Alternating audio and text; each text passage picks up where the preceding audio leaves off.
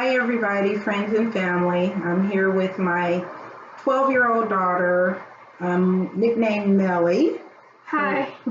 real name is Danielle. And I just decided to make a quick video on why I am a Republican woman and why we are raising our daughter to be so also. And I feel like the only way for her really to fully understand why and the party that our family belongs to is that I educate her on it. And so today, I homeschool my children. And today, what I'm going to be doing is just going over highlighting Hiram Rhodes Revels, who was the first Black senator ever. He also happened to be a Republican. Number one, he was elected by legislature. He was a Christian minister who, let me grab my notes real quick off the desk over here, who was asked to speak at a Republican committee. I'm just referring to my notes a little bit. And after being asked to speak, do the opening prayer, a lot of the legislature there in Mississippi heard him, and they were really impressed by his words and his intelligence. And they didn't care that he was a Black man. And why? Because it was the Republican Party, the party that never owned a slave. And I feel like a whole lot of people in the African American community, and I call myself an African American because I've done my DNA through Ancestry.com, and I found out that I'm 60% African. So I don't have a problem with the term African American. My daughter's laughing because we were talking about this here in the house. So at any rate, I acknowledge my roots are African roots, and I'm very proud of that. I'm very proud of the fact that I'm a Republican. Again, I look at the history. History is very important to me.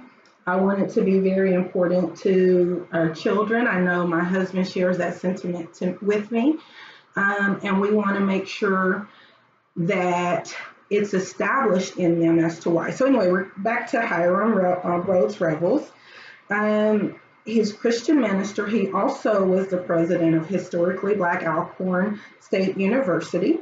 Like I said, Christian minister, he was elected 81-15.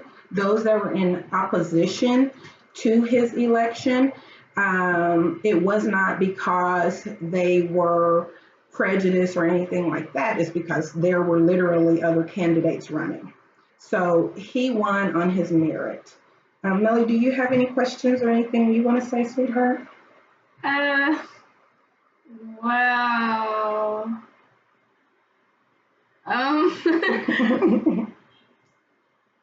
Well, I'm starting to understand exactly why we're Republicans. And, well, as you can see, I'm wearing a Trump hat, voting for Trump over here, Trump supporters. And then, sweetheart, I want to ask you, because we went to a Trump rally here in Reno. How did the people there make you feel? Because there's a lot of people saying, oh, those rallies, he's so prejudiced and he invokes a lot of stuff. How did you feel, sweetheart? Well, the things that they're saying, I don't really like it, really. It's not true at all. He's not prejudiced because, as you can see, I may be a different color than him, but he loves everybody. He's a Christian guy. That's why we support him. That's right. And let's say, this is one of the things that I want you guys to understand, sweetie.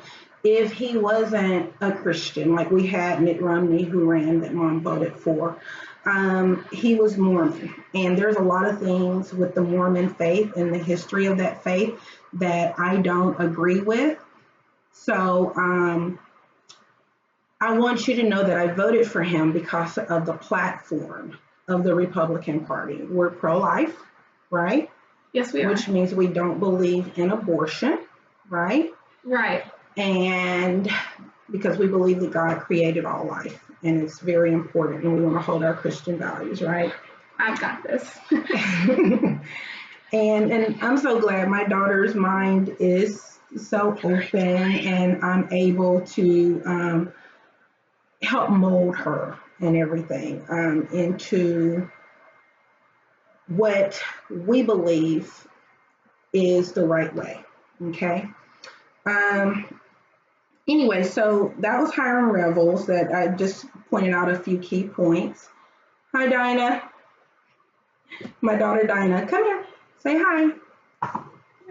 We can't see you. You got to bring your face over a little bit, darling. Say hi. Hi. That's my 8-year-old. We have 7 children total. And the Davis family. Why you say, oh man? There's a lot of us, huh? Yes, there is. 9 including mommy and daddy, huh? Mm-hmm. Anyway, and so then there's a lot. So we might do a few more of these spotlights as I'm talking to my children, because I know that there's not just children, but I know that there are adults that don't know some of these things, don't know exactly what the Party of Lincoln stands for and why John Wilkes Booth, who was Confederate, Democrat-leaning, assassinated Abraham Lincoln. So I just think that it's important that we educate, and I'm educating my children. Of course, this is not our everyday history lesson, but I always take opportunities if we're on family vacation. We went out to go visit our property, and we were dealing with some sand, and I just, was quizzing them on what is glass made from, or what is sand used for, that kind of thing. So I always do that. It was really fun. Yeah. I enjoy it. Yeah.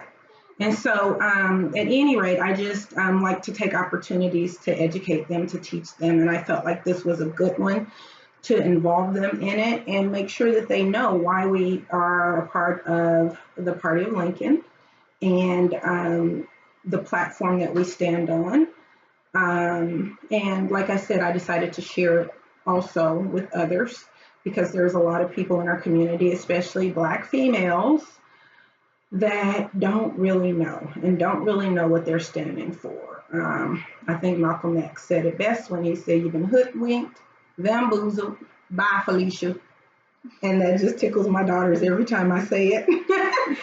Anyway, thank you so much, and God bless you all. And again, there's more I could go into. I could go into Edward Brooke, who is the first popularly elected Black senator, African-American senator. The fact that most of the very first Black politicians were Republicans and Republicans only. And then Frederick Douglass, So our party has a very rich history of being the first for Blacks and continuing to be so. And I wanted, like I said, my children, I teach them the Bible often. We go over our scriptures and things like that. But I wanted them to know, too, politically, because God expects us to have a political voice. He expects us to occupy until he returns. That's scripture. And this is part of occupying. All right? So God bless y'all. God bless you. Dinah. Bye.